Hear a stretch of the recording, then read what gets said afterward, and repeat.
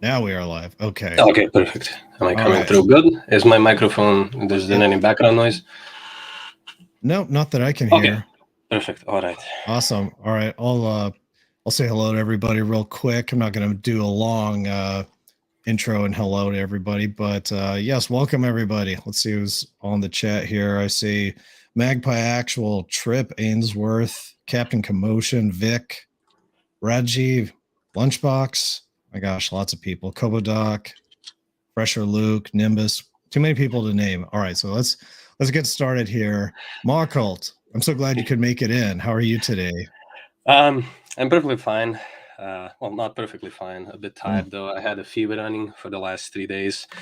I had to do some heavy lifting earlier and all day, mostly running for groceries for the friends and family. So it was, for the most part, tiring. But I'm alive, so I'm okay. Excellent. So yeah, Glad to that's the hear it. rundown. All right, so let's get started and find out about the the hyena behind the man. Tell us The about hyena. yourself. What got you into drawing and drawing the particular subject matter that you draw and that people know you for? So the thing about my family is that we're not artistically inclined at all. From the father's side, we were for generations mostly blacksmiths and hunters. From the mother's side, it was linguists, professors, so nothing prestigious and nothing in terms of creative assembly. So when it came to my father, who was born in the times of the Socialist Federative Republic of Yugoslavia, um, he was born in a time of relative peace and prosperity. So he was always inclined towards something higher than the base vocation, something that his father, for example, didn't have an inclination to do. And so his idea was always to push me towards some kind of creative endeavor, and he was a big fan of music, especially Creedence Clearwater Revival. So yeah, right. We'll get to that later. So his idea was to get me a guitar, which at 14 or 15, I forget. I started playing with moderate success. If I had been a bit more, let's say, dedicated to it, I think I'd be more than fine with it right now. I'd probably be able to play some solos without a sweat. But uh, after some time, with high school and then with university, and with trying to have a social life, playing guitar for 5 hours a day was simply not something that I was able to keep up with. So I have given up on it entirely. It became rusty. I can remember some tips and tricks, some chords, stuff like that. But for the most part, I've completely forgotten how to do it. So the next idea was, well, I'm a relatively angry person, right? And I have to find a way to deal with anger, and music helped me that. But I didn't have the time for music. So what I would do is I would take paint.net and I would edit little pictures. I would make like Fox propaganda. I would make photoshops, jokes regarding local culture and history. I would be mostly having fun with that. And I thought to myself, well, why would I not make something that's personal, right? Why would I not put my hand to work, so to say, and make something that's beyond Photoshop? And that's how I got into drawing, by seeking out a way to put anger on paper, because as Theodore Adorno says, every work of art is an uncommitted crime. Yeah, very excellent stuff. So, what got you in particular into anthropomorphic work? So the thing about Eastern European culture and Balkan culture in general is that we have fables, and fables are a perfect way to talk with children and teach them some very important aspects of life. And anthropomorphism is not an unknown concept to Slavic people. It's actually very common. It's probably the easiest way to tell stories, and so stuff like Disney movies and Russian movies, also anthropomorphic, weren't something unknown to me. It was something that I was capable of, I want to say, approaching, and that's basically how I got my affinity for it. It's just something that I was familiar with. So that's the first part, is that it's not something that I found weird at all. So there was no barrier to entry for me. The second is that with an animal, I can remove all the faults of man, and all the background that comes with a certain, I want to say, physiognomy, and how people look. And I would remove that entirely and put everything in the sphere of the abstract, of symbolism, of what an animal represents. And that's what also drew me in, is that I would be completely unshackled from having to deal with the background of certain people, of how people look, and instead I would be able to simply focus and tell stories entirely through the shape of animals. Nice. And so, what drew you in particular towards hyenas? Because as far as I know, hyenas are not native to the Balkans. I could be wrong though. Maybe there are hyenas somewhere in Serbia. But I don't know. You tell us. So according to some myths and legends, there is still some leftover hyenas in the hills and valleys of the Dinarids here in the Balkans. But that is in fact the truth, that quite a while ago, there was this subspecies of hyenas called cave hyenas who did well in the regions of Eurasia, and only with time and with the warming and the melting of the ice did the hyenas move southwards. And so, up until recently, for example, the spotted hyena was in the Levantine region. But that's besides the point. What drew me to the hyenas, though, however, is that what we do have here are crows, and I really liked crows because they were very unassuming. You would look at one and you would have seen all of them, so it wasn't anything special. And I personally didn't want to be special. So I liked crows. I had a certain rapport with them, I would say. But the thing about crows is that they can fly, and I cannot. And so I searched for any other animal which had this unassuming nature of a crow, and the very down to earth instead of flying, right? A very down to earth nature as well, of being a scavenger and someone who mostly keeps to themselves.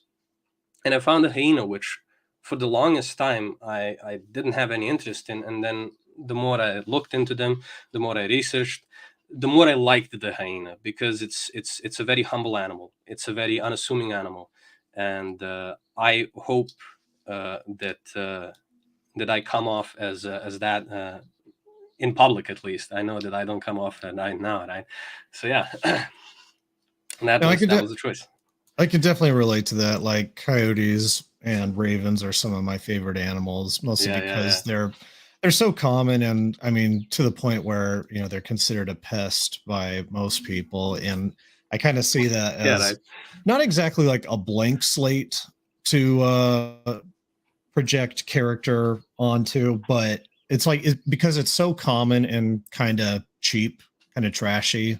Yeah, but still aesthetically pleasing. Exactly. It makes like for a nice I don't know, character canvas to work with. Whereas like if you're using like a, I don't know, say like a dragon or a griffin or something like that, there's a lot more fantasy connotations and baggage already attached to that. Yes. Yeah. So stylistically, like where do you get some of your inspiration there? Like as far as like, because I notice you have a kind of angular character design style, which I tend to appreciate that myself. I like stuff with straight lines and right angles.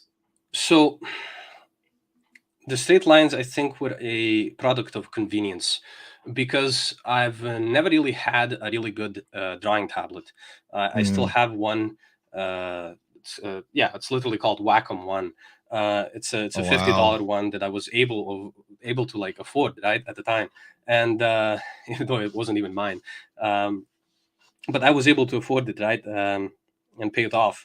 And the thing about that tablet is that it's very rudimentary. I can't see on it. I have to look at the screen. So it was a point of convenience. If I can make straight lines, the stabilizer, I never liked stabilizers. Whenever I'm Oh, drawing and really? I have, You don't yeah, use you don't use the stabilizer. Interesting. there probably is some, and I don't notice. But if there is, I keep it at a very low. I think it's like usually 1 or 2. It's one of the settings, but I don't like the way that stabilizer feels. I don't like being pulled back, if you get what I mean. I don't like the lag that it has, because I have to look at the screen and draw away from my face. So I need to have instant feedback. Otherwise, it becomes very messy, and it doesn't translate as well. So the straight lines are more a product of convenience rather than inspiration. But then I look back and I look at certain comics, even done by you, but comics by other people, and notice, well, this is a very viable strategy. This is a very viable style. This is something that people generally do. And so I'm like, yeah, why not stick to it? Why not lean into it? And so the straight lines have become a sort of, I guess, staple of my style. Yeah. Nice. I like that. I've always found that styles that tend to incorporate a lot of hard edges and straight lines tend to be things that they're a little bit more. I don't know. They're making a statement or something. Like not necessarily like any kind of like I don't know, like verbal statement, but there's a sureness about them that I appreciate compared to the sort of blobular melted candy store kind of school of design that is coming out of America right now, and I think ruining a lot of animation and comics. I so yeah, I always appreciate people who do what you're doing, or anything that just has a certain stylistic clarity to sureness to it about its edges, even if it might not have the professional polish of a major studio or something like that. Sureness is exactly the way that I would put it, in fact, because it goes back to what's it called, the stabilizer. The stabilizer makes me unsure, because it superficially corrects something that it thinks it's a mistake, and I don't want it to be a mistake, right? And so the sureness is like, it's a thing of confidence. It's a style of confidence. I need to be able to make a line quickly, and I need to keep it there. I need it to be exactly as I feel it with my arms. And so yeah, it's all about sureness, I would say. Yeah. Yeah. So we also have to address the orthodox elephant in the room. So Sure. we've both gotten this before. Like, have you gotten any flack, I guess you could say, from people who well, yeah, we know you have, about your personal faith, and also drawing anthropomorphic stuff, or dare I say the word, Allah forgive me, furry art. And how do you navigate that? And what's your personal, like, I don't know, your inner workings for how you're at peace with the two things without feeling like you're living some crazy dual life or closeted art hobby? So culturally, I've already said is that this is nothing weird locally. So I've shown my work to my friends, my family. They're all very aware of what I'm doing, and even where to find me online. They know exactly. There's like no double life in that matter. Um, they can always see what I post. They can always see what I do, what I draw, and the only comments that I've ever gotten were, when are you making a comic, because they want to see something made out of Yeah. this. So locally it's not weird, but I understand that from a Western perspective it's relatively weird, because furry, right, is this culture associated with a sort of I guess from in the styling of the 70s, right? It's this culture of free love, right, and of promiscuity, and it's always associated with that. But and so how do I lead double life in that regard? Is, again, I don't. I'm not someone who's going to shy away from something weird, and even though it did sort of bother me at first, personally, because I didn't know how to explain that. But then I learned of the so-called holy fools, whose purpose in life is to spread the gospels in unorthodox ways. And now I don't think that my drawings are spreading the gospel. That's certainly not the case. But I think that the way that I behave is a way which God has ordained. It's not that I don't have free will. It's that He is allowing this to happen. And in this case, if I am in error and someone comes up to me and says you are in error, I will look at it and say, okay, well, this is something to be fixed, right? So I'm open always to interpretation, but so far no one has ever pointed out exactly what the error is in this case. Of course, I have many personal sins. I'm the chief among sinners. That's what we're all supposed to say. But I personally believe it, right? It's not something that I should shy away from. It's almost hypocritical when Adam and Eve were found naked in heaven and were aware of being naked. The first thing they did was hide from God. And why should I do that? It's not something that's productive in that case. So I'm not saying I'm proud of being a sinner, but I'm saying that to me, this connection of furry and illustration and being orthodox is nothing exclusive. There's nothing exclusive to it. And I have yet to hear someone make a valid argument other than, well, the rest of the culture is promiscuous, to which I don't control the rest of the culture. I can't, I just, there's a separation. Like, I'm an individual and it's not something that bothers me. I cannot judge like that. Yeah, I definitely agree there. I've had that. I pretty much see it the same way as you. Like, I've always noticed, I've been doing online art for a pretty long time, and in my experience, a lot of the people who they develop a very like a lot of them, they'll come from a more Anglosphere,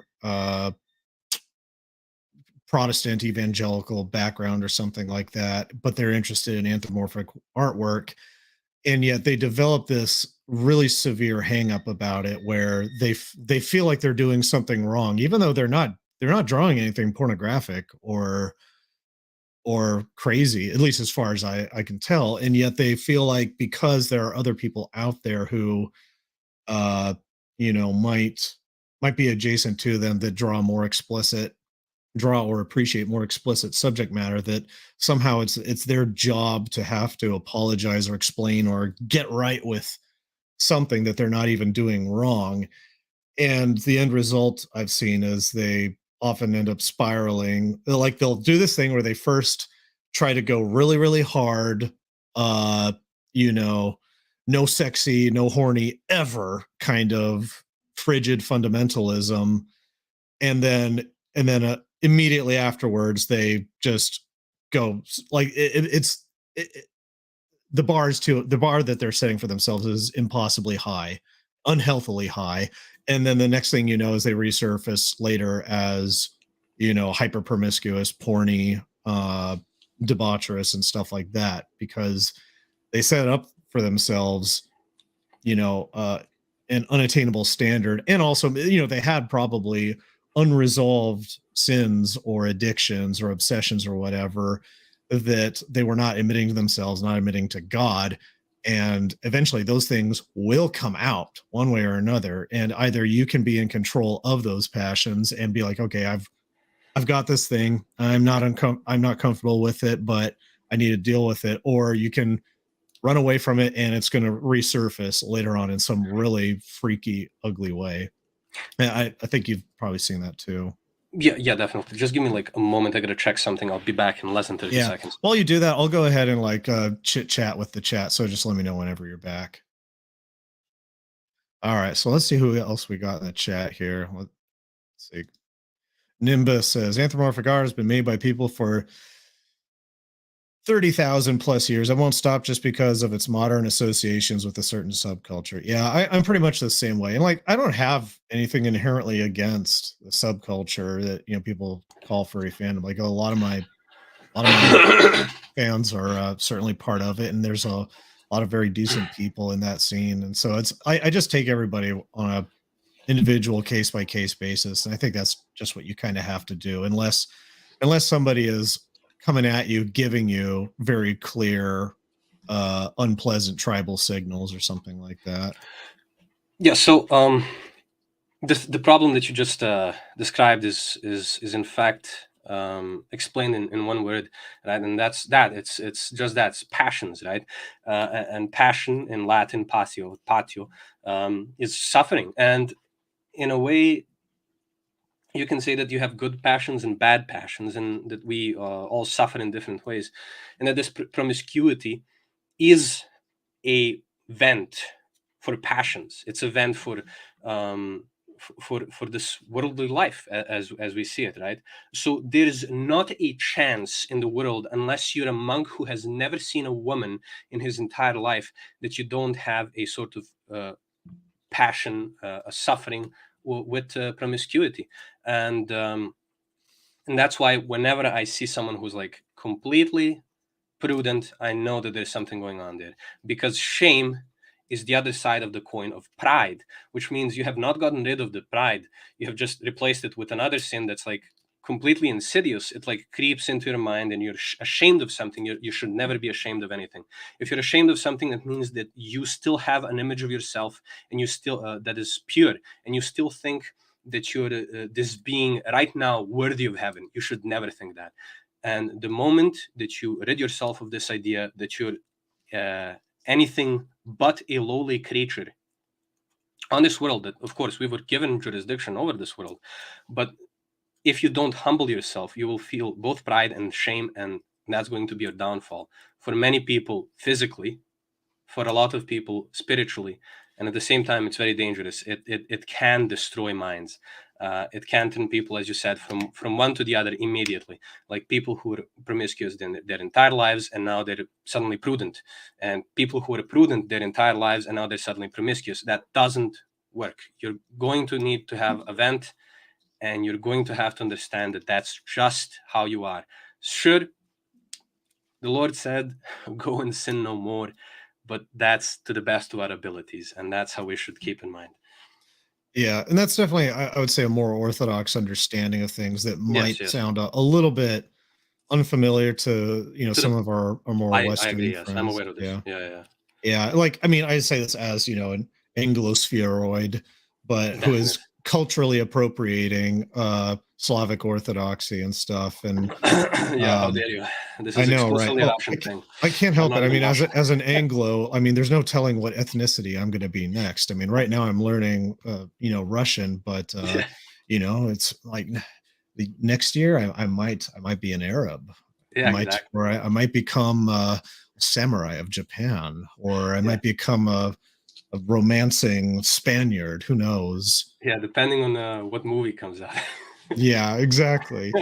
Um, but yeah, like I would liken it to like quitting trying to like wean yourself off of alcohol or a drug Hmm. or a harmful medication. Yeah, sure, sometimes there can be a good use in going cold turkey, Yes, if you if you have can manage it. yeah, if you can manage it. But it's, I mean, I can't remember, it's been so many various monks and saints who have said this. The whole process of living in faith is not about just being completely sinless, although you should strive for it. It's acknowledging that even though that's the ideal, you're not going to reach it in this lifetime. But if you do Exactly. reach it, good for you. Yeah. But the point is, like, you are to expect to fail and stumble, and it doesn't matter like how perfectly you tried to be. What matters most is that you got back up on your feet after falling. And I say, I liken everything in art and faith to the gym. I mean, even Paul the Apostle, who was probably a Giga Chad, because a lot of his metaphors are very Olympian and athletic metaphors about races and wrestling and stuff. Um, it's like if you lose if you lose uh if you lose your gym schedule, like if you don't stick with it and you fail, you get skinny, you lose muscle, and you get fat. Um, you're going to get discouraged about it. But what Yes. matters is getting back into it and not blaming the gym for your failings, Yeah, the gym is its own reward, so to say, right? It's the more you go there, the more it will uh, give itself unto you. Same with faith, right? Faith is a reward for itself. The more you believe, the more it gives to you. So do muscles, and muscles will do for you. Right? Exactly. Yeah. I know for me, like I mean, I know you work out yourself. Yes. Like I find for me, like I would say very little of my story and idea work happens when I'm sitting at my computer drawing. Usually it's when I'm out and about doing something physical and non-drawing oriented when my ideas come to me and then I try to execute them later on at my computer. Do you experience something similar to that, or Do where I do you have usually get do I your have some ideas from? bouts of inspiration? Yeah, yeah, What related to the gym and stuff. do you mean related to the gym? Oh, I just mean like, yeah. Let me rephrase it. Does Yeah, fitness and artwork, do those two things fit together? Do they complement each other for you? absolutely. Yes, I think that whenever I find myself sitting in a room for too long doing nothing, I will be inspired to do nothing. Right? It's going to be a sort of downward spiral. If I'm not Mhm. physical, if I don't feel uh, pain, then I sort of start losing grip with reality. And that's what physical exercise is for me, is this reaffirmation of the physical world. And that's sort of where I get ideas, on the way to gym, while I'm driving, if I'm not taking the bus, on the bus, if I'm listening to music. The commute itself, being in the real world, is already a grip that kind of pulls me down to earth, and this is where my creative process starts, because I can look at the world and I can see what I want to represent next. Now, of course, I haven't yet represented anything in terms of where I live, mostly in the realm of ideas, right? It's animals with guns, right? But Mhm. this physical process of working out, of commuting to work out, to work, wherever I'm going, is critical for me. It is critical. I cannot do without it. Yeah, I'm the exact same way. And a lot of times, you'll hear artists say that they can't afford a gym membership or a weight or a home workout weight set, or they can't afford the time to do it. And I always tell people you can't afford to not do it. Like you go on Twitter and any day, and you're going to see like these long threads, these radical self care threads about like reminding artists to just like drink water and stretch and stuff that I do, that I think some of us just do automatically because those are normal things that you would that a healthy physically active person would do.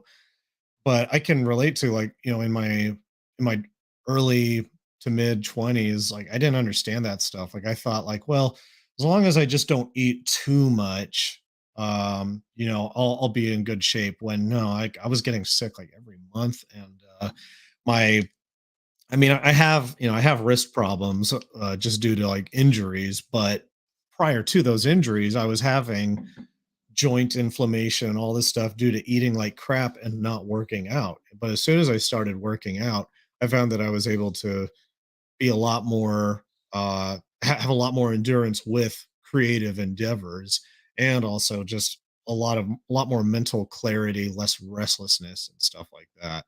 So I think both of us would encourage anybody viewing to who's creatively inclined to incorporate a workout routine with that, because the benefits are tremendous for your creative life. Yes, absolutely. Whenever someone online posts, "Oh, I have an art block, I can't think of what to do," I tell them, go for a walk, go for a run, go to the gym, and you'll be perfectly fine. I haven't had art block, so to say, for 3 years now, because Yeah. I've been, going outside. That's it, right? Yeah. Yeah, exactly. I don't know. I don't believe in art block either, or at least like Yes. Yes. there are things that can block you from doing art, like, Yes. but I Yes. feel like Yes. Yes. when people say like, "Oh shoot, sorry guys, I'm late on today's art post because I've got an art block," I think that when people do that, and I speak from my own experience from when I was a lot younger, and trying to feel out my understanding of creativity. That when you describe something as an art block, you're kind of you're obfuscating what would normally be an identifiable problem that's preventing you from drawing. Like you're depressed, or you didn't sleep well, or you're mentally distracted, your your office is on fire, or something like that. Instead, if you say, I can't draw today because I feel like crap, then you're forced to you're forced to assess what is it that's making you feel bad, what is it that's distracting you, and things like that. Because otherwise, when people say art block, it's like this vague thing, like you're giving yourself a pass to not show up and put in effort and fix the problem. I feel like. Yeah. No, I have I have nothing to add here. Yeah. It's yeah, I don't want to. It sounds very cruel if I say, well, tough love, deal with it. But it really is that. I don't know how gentler to put it. Like, you have to put in work in the world that is not imagined. It's you have to, in internet colloquialism, right? Touch grass, but you have to touch anything outside of your room, really. Now, not just like minimally, you touch a fork in your kitchen or whatever, but like go outside and you'll be fine. That's it. That's it. Nice. Speaking of creating well, you said something about like creating a world that doesn't exist yet. So Oh, yeah, sure. a lot of your characters, that there's recurring characters, there's recurring themes and stuff, but Mhm. do you have a central story or overarching project that you have in mind with any of them? Like, well, is it, yeah, do you have anything long term planned with like a comic or anything like that? So right now, um, due to, I don't know, how do I put this? Not due to personal reasons, but due to work reasons, and financially, I'm not really stable yet. I don't have the time to develop what I want. There's certainly a few things in the works. There's a few things I toy around with, and for the most part, they are just that, they're toys. I have a few world building projects, and I have fun with them. For the most part, it's for the tabletop situations, and sessions, and however you want to call it. So it's a work in progress. It's a perpetual work in progress, because I do not have the confidence just yet. Imagine that. I do not have the confidence just yet to work on something to the end, but I have been gathering what I need to perhaps make something short, and sort of debut an Mhm. imagined world of mine, right, into this world of ours, and at least I hope inspire some people to do something, right? And yeah, that's in the works still. That's in the works.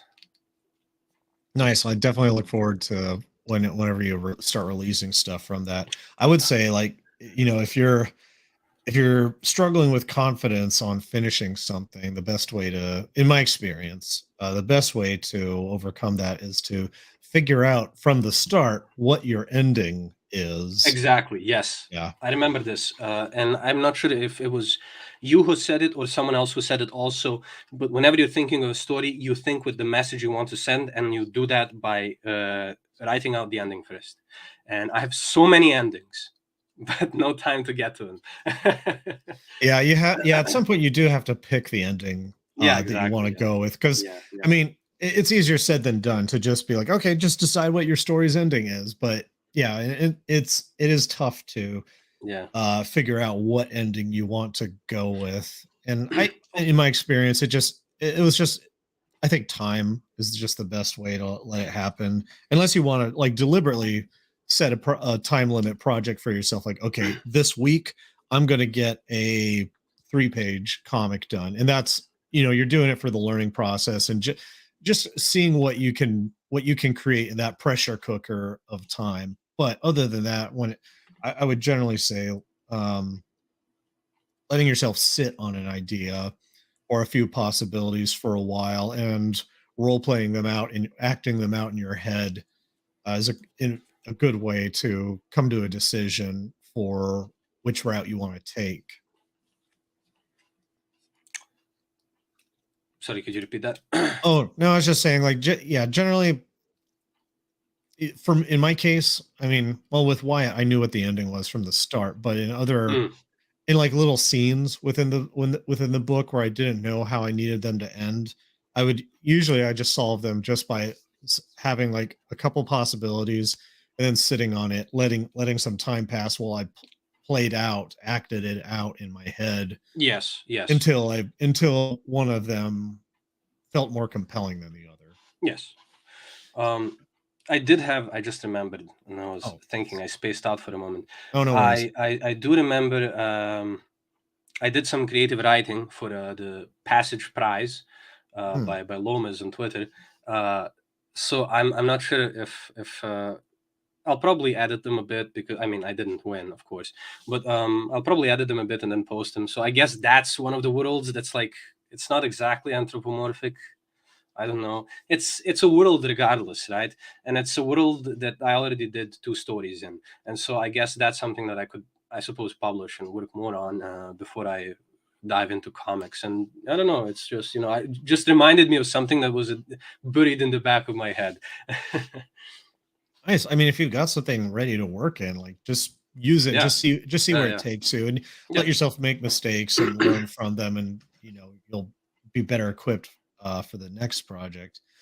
So another recurring theme in your stuff is westerns, Oh yes, specifically like oh yes, southwestern cowboy stuff. oh yes, And yes.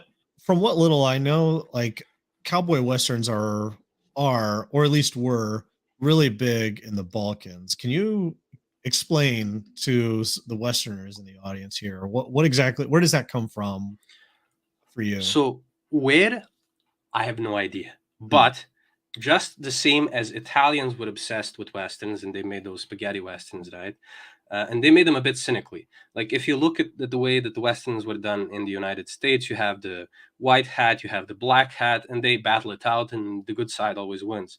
But in spaghetti westerns, and the Italians love this, the Italians always make everyone a gray hat. Everyone is morally dubious. In the Dollars trilogy, the man with no name is always a scumbag, and yet he's the protagonist. You know, the least, the good is a bastard, right? The good guy is the bastard, and then the others are the ugly and the bad, right?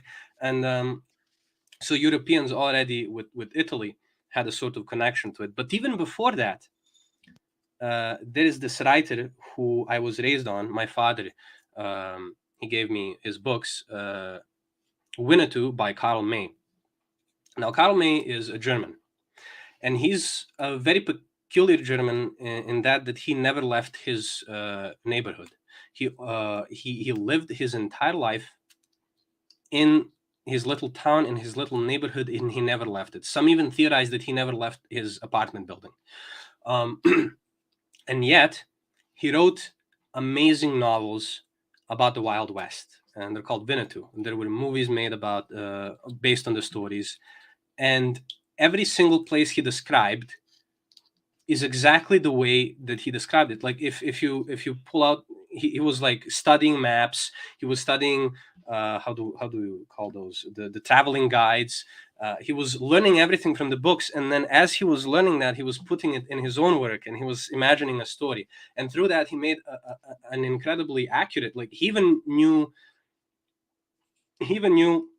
the names of the Native American tribes, something that Americans in those times didn't know. He had this acute knowledge of the West, and he wrote amazing novels. And so the Germans, because of the way he wrote, it's very light writing, it's very easy to get into. Because of the way he wrote, uh, Westerns became popular in Germany, and then because they were popular in Germany, and then they were popular in Italy, and we're kind of downstream from that, they became very popular in the Balkans as well.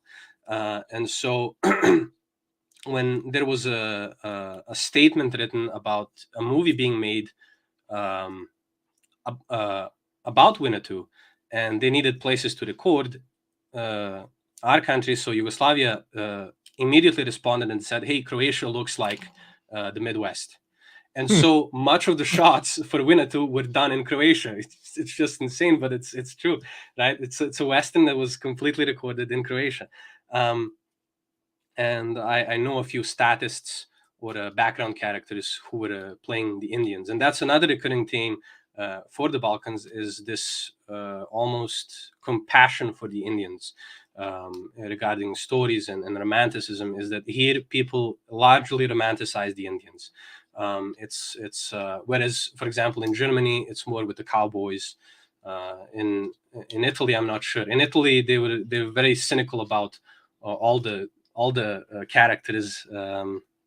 In France, I also think they're more inclined with Indians, but that's also due to history. So yeah, that's the reason, I think, why Westerns were so popular here in during the Cold War. Nice. Yeah, and I like how you incorporate it into your work.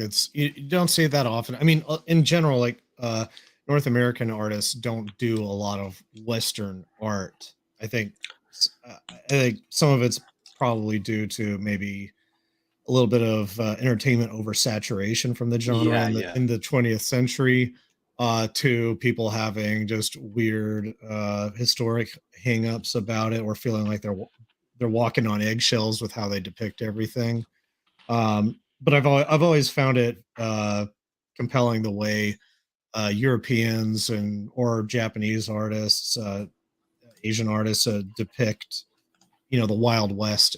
I don't know. It always feels more real to me than stuff that I see coming out of North American publishers or studios. Yeah. So there's this French philosopher that I really like, and everyone who follows me on Twitter is already aware of him, Jean Baudrillard.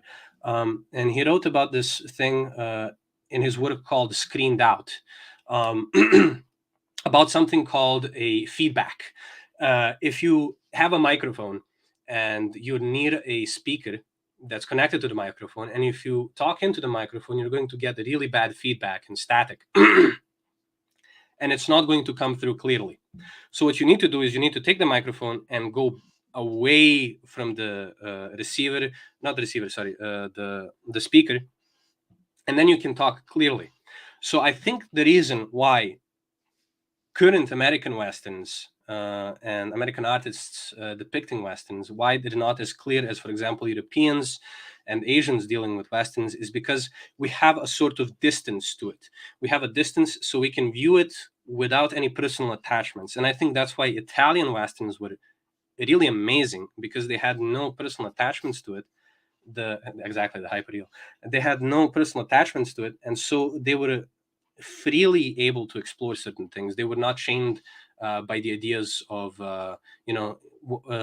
back then, if you're an American and you're making a Western movie, you better not glorify anyone but the cowboys because they're the frontiersmen. But nowadays, if you glorify the cowboys, well, it's a big problem. You're not meant to glorify the cowboys now. So for Europeans and Asians, it's always going to be a much more of a clear picture, because there's no conflict of interests. And I think that's the reason why I can make a post about my culture, about my nation's history, but there is always going to be a conflict of interest. So I wouldn't believe myself when I write about certain historical events, because I have an interest to make my side look better, right? But if someone else wrote about me and I was reading, I was like, yeah, I guess, yeah, that makes sense. It feels more real. So whenever someone else from another culture approaches my culture and explores it, I believe that. I am 100%, because we cannot view ourselves. We don't have the power to pop our eyes out of our skulls and then look at ourselves. It's impossible. So we always need someone from far away to speak away from the speaker, away from the speaker, so that there is no feedback and the voice comes through clearly. I definitely agree with that. Especially as an exotic foreigner myself, evaluating you from afar. Yeah, so I know you're on limited time today. So yes. We're coming up on the 45-minute mark here. So before we wrap up, one, where can people find your work? I do have links to your Twitter in my in the show notes here. So in the show description, the info, make sure you all go follow MAWKVLT on Twitter. But is there anywhere else you post your work, and anything else you want to tell the audience for parting words or anything like that? I don't have any parting words. My Tumblr is the place where you can find my work without my overt ramblings. And the Tumblr is linked in my Twitter profile. And if I have blocked you, which happens a lot because I am very liberal with that, please don't be afraid to tell a friend, to DM me, to be like, hey, this person wants to get unblocked. They think they're fairly blocked. And I'll look at it and be like, yeah, sure. But yeah, you can see my Tumblr. I don't block anyone on Tumblr, at least as far as I remember. But yeah, I post my work there without much rambling. So yeah, you can find me on Twitter and Tumblr so far, because I really don't like spreading myself out too thin. As for parting words, I personally don't have any. Do you? Okay.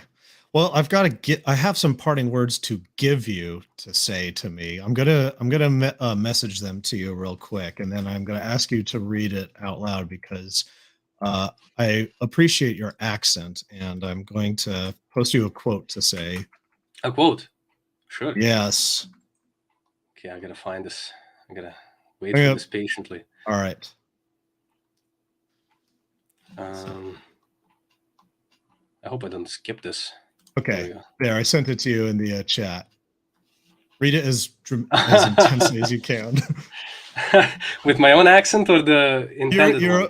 Well, your own accent kind of sounds like I see. The guy. Okay. They were trying to grab your prize. They work for the mercenary, the masked man. Bane. All right, folks.